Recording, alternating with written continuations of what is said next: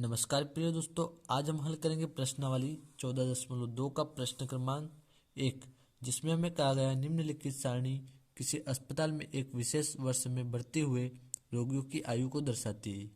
यानी यह जो सारणी है एक वर्ष में अस्पताल में भर्ती हुए रोगियों की आयु को यहाँ पर दर्शाती है। तो यहाँ पर दोस्तों हमें बहुलक ज्ञात करना है और माध्यक दोनों ही यहाँ पर हमें ज्ञात करना है। तो यहाँ पर हम देखें सारणी में यहाँ पर हमें आयु दी गई वर्षों में और रोगियों की संख्या दी गई है।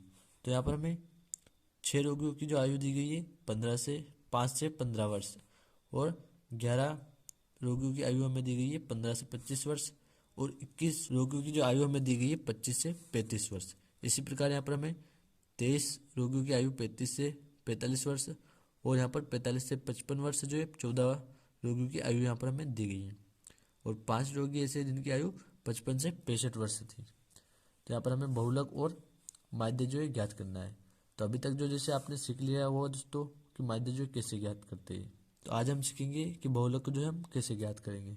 तो बहुलक को ज्ञात करने के लिए दोस्तों एक जो फॉर्मूला होता है जो कि आपको याद होना बहुत ही जरूरी है। तो दोस्तों यहाँ पर जो है बहुलक को ज्ञात करने का फॉर्मूला होता है, बहुलक को हम जेड से दर्शाते हैं बराबर एल प्लस ब्रैकेट के अंदर F1 माइनस F0 और इसके बटे में रहेगा दोस्तों 2F1 माइनस F0 और फिर माइनस F2 और यहाँ पर गुणे में H रहेगा।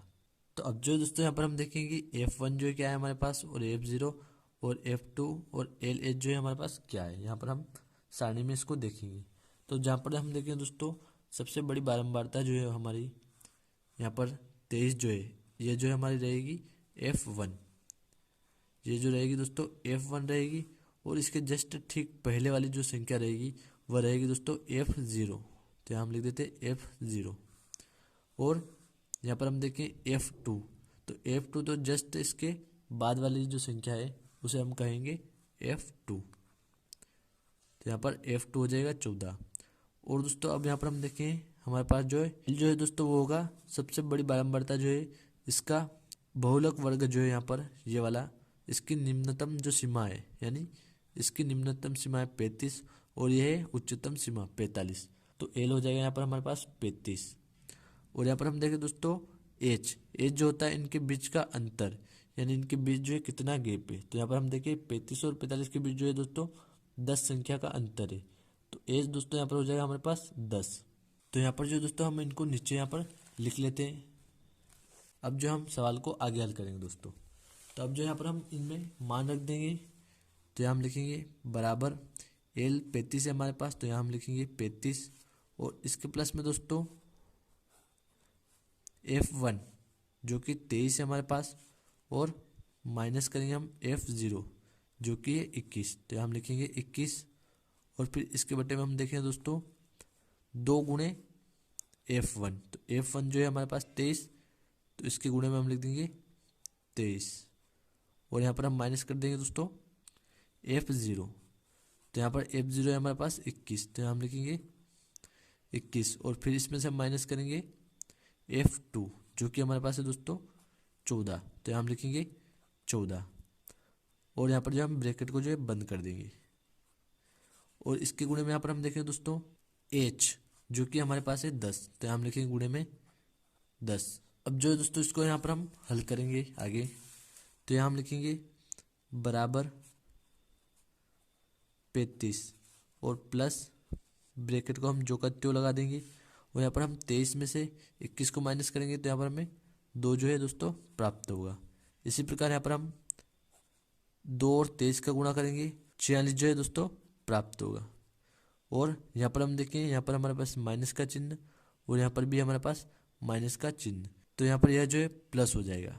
तो 21 और 14 को हम जोड़ेंगे दोस्तों तो यहाँ पर हमें 35 प्राप्त होगा, लेकिन यहाँ पर बड़ी संख्या जो है माइनस की है इसलिए यहाँ पर हमें माइनस का 35 प्राप्त होगा और फिर यहाँ पर हम ब्रैकेट जो है बंद कर देंगे और गुणों में लिख देंगे 10 और फिर यहाँ पर हम लिखेंगे दोस्तों बराबर 35 को जो का त्यों लिखेंगे और प्लस करेंगे यहाँ पर और ब्रैकेट लगाएंगे और फिर यहाँ पर हम देखें 10 का गुणा हम 2 में कर देंगे तो यहाँ पर हमें प्राप्त होगा दोस्तों 20 और इसके बटे में हम देखें दोस्तों 46 माइनस 35, तो 46 में से यहाँ पर हम 35 माइनस करेंगे तो यहाँ पर जो हमें 11 जो है प्राप्त होगा दोस्तों।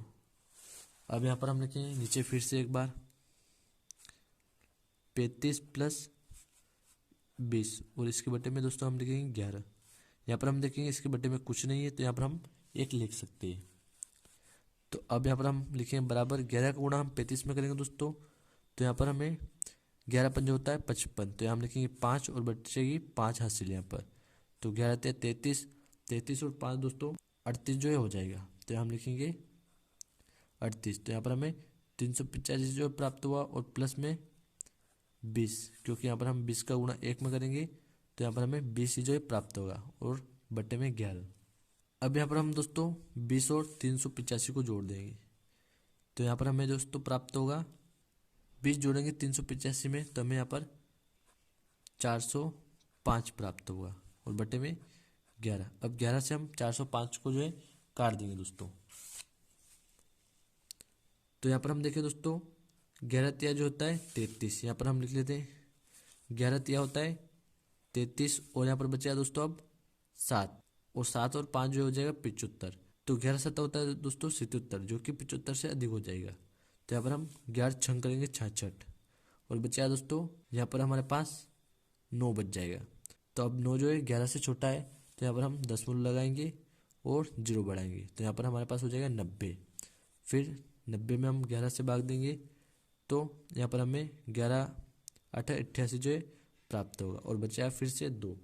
इस प्रकार से यह जो है सवाल आगे बढ़ता ही रहेगा दोस्तों। तो इसको यहाँ पर जो हम ख़त्म कर देते हैं। तो ये जो दोस्तों हमारा बहुलक रहेगा जो कि जेट जिसे हम कहते हैं, बहुलक जो है हमारा रहेगा दोस्तों 36.8।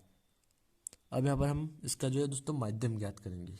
तो उसके लिए दोस्तों यहाँ पर हम ये जो हमें सारणी दी गई है उसको यहाँ पर हम ऊर्ध्वाधर लिख लेंगे और यहाँ पर हम वर्ग चिन्ह ज्ञात कर लेंगे और एफ आई एक्स आई यहाँ पर हम ज्ञात कर लेंगे। तो उम्मीद करता हूँ दोस्तों अभी तक आप जो है वर्ग चिन्ह और यह एफ आई एक्स आई जो है ज्ञात करना सीख गए होंगे पिछले सवालों में, प्रश्नावली 14.1 में। तो यहाँ पर हम थोड़ा और डेमो इसका देख लेते हैं यहाँ पर कि कैसे जो वर्ग चिन्ह ज्ञात करते हैं और एफ आई एक्स ज्ञात करते हैं। तो यहाँ पर हम देखें वर्ग चिन्ह के लिए दोस्तों यह जो हमें दिया गया है यहाँ पर आयु 5 और 15 इन दोनों को हम जोड़ देंगे तो यह हो जाएगा 20 और इसमें हम 2 का भाग दे देंगे तो यहाँ पर हमें वर्ग चिन्ह 10 जो है प्राप्त हो जाएगा। और यहाँ पर फिर से हम जोड़ेंगे 15 25 को तो यहाँ पर हमें 40 प्राप्त होगा और 2 का भाग दे देंगे तो यहाँ पर हमें वर्ग चिन्ह 20 जो है प्राप्त हो जाएगा। इसी प्रकार यहाँ पर हम इसके वर्ग चिन्ह जो यहाँ पर हम ज्ञात करेंगे। और अब देखिए दोस्तों एफ आई एक्स आई जो है यह होता है रोगियों की संख्या को हम कहेंगे एफ आई और वर्ग चिन्ह होता है एक्स आई, इन दोनों को यहाँ पर हम गुणा कर देंगे। जैसा कि यहाँ पर हम 10 का गुणा 6 में करेंगे तो यहाँ पर हमें 60 प्राप्त होगा और इसी प्रकार 20 का गुणा हम 11 में करेंगे तो यहाँ पर हमें 220 प्राप्त होगा। इसी प्रकार यहाँ पर हम इन सभी का गुणा करेंगे और एफ आई एक्स आई जो है ज्ञात करेंगे। अब यहाँ पर हम दोस्तों देखेंगे रोगियों की संख्या को जो यहाँ पर हम जोड़ लेते हैं, कुल योग यहाँ पर हम इसका निकाल लेते हैं। सिग्मा एफ आई बराबर 6 और 11 को जोड़ते हैं दोस्तों तो यहाँ हमें 17 प्राप्त होगा और 17 और 21 को दोस्तों यहाँ पर हम जोड़ेंगे तो यहाँ पर हमें 38 जो है प्राप्त होगा और 38 और 23 को जोड़ेंगे दोस्तों तो 61 जो है यहाँ पर हमें प्राप्त होगा और 61 और 14 को अगर हम जोड़ेंगे दोस्तों तो यहाँ पर हमें 75 जो है प्राप्त होगा। इसी प्रकार यहाँ पर हम 5 जोड़ देंगे 75 में तो हमें 80 जो है यहाँ पर प्राप्त होगा तो यहाँ हम लिखेंगे 80। और अब हम एफ आई एक्स आई जो है ज्ञात कर लेते हैं कुल योग इसका सिग्मा एफ आई एक्स आई। तो यहाँ पर हम देखें दोस्तों 0 0 0 एक बार यहाँ पर हम लिख देंगे 0। इसी प्रकार अब यहाँ पर हम देखें 6 और 2 हो जाएगा दोस्तों 8, 8 और 3 11, 11 और 2 हो जाएगा दोस्तों 13, 13 और 0 0 0 यहाँ पर तो यहाँ हम लिखेंगे 3 और बचेगा दोस्तों 1 हासिल। तो 2 में हम 1 जोड़ देंगे तो 3, 3 और 6 दोस्तों 9, 9 और 9 18, 18 और 7 जो है दोस्तों 25 हो जाएगा और 25 और 3 दोस्तों 28 हो जाएगा। तो यहाँ पर हमें प्राप्त होगा 2830 एफ आई एक्स आई। अब यहाँ पर हम लिखेंगे दोस्तों नीचे प्रत्यक्ष विधि माध्य से, तो इसका फॉर्मूला होता है सिग्मा एफ आई एक्स आई और बटे में सिग्मा एफ आई। तो यहाँ पर हम इसमें मान रख देते हैं तो सिग्मा एफ आई एक्स आई हमें प्राप्त हुआ 2830 और बटे में 80। तो यहाँ पर जो दोस्तों हम 0 से 0 को हम काट सकते हैं तो यहाँ पर इससे हम काट देंगे और फिर 8 से हम 283 को काटेंगे तो 8 तिया जो होता है दोस्तों 24 होता है, तो यहाँ हम इसको काट देते हैं। 8 तिया होता है 24, तो यहाँ पर हमारे पास बचेगा दोस्तों 4 बचेगा। तो 4 और 3 जो दोस्तों हो जाएगा 43, तो यहाँ पर 8 पंजे दोस्तों हो जाएगा 40, तो यहाँ हम लिखेंगे 5 और बचेगा दोस्तों यहाँ पर हम 40 में से 43 में से 40 माइनस करेंगे तो 3, तो 3 8 से छूटता है, तो यहाँ हम 10 लगाएंगे और जीरो जो है बढ़ा देंगे। फिर दोस्तों 8 तिया जो हो जाएगा 24 और यहाँ पर हम 30 में से माइनस कर दें दोस्तों 24 को, तो 6 हमारे पास बचेगा और फिर हम जीरो बढ़ा देंगे 6 के, तो 60 हो जाएगा। तो 8 से तो होता है दोस्तों 56। इस प्रकार से ये प्रक्रिया दोस्तों चलती रहेगी। तो यहाँ पर इसको हम खत्म कर देते हैं। तो ये जो दोस्तों 35.37 ये हमारा माध्य रहेगा। तो उम्मीद करता हूँ दोस्तों सवाल आपको बहुत अच्छे से जो समझ में आ गया होगा।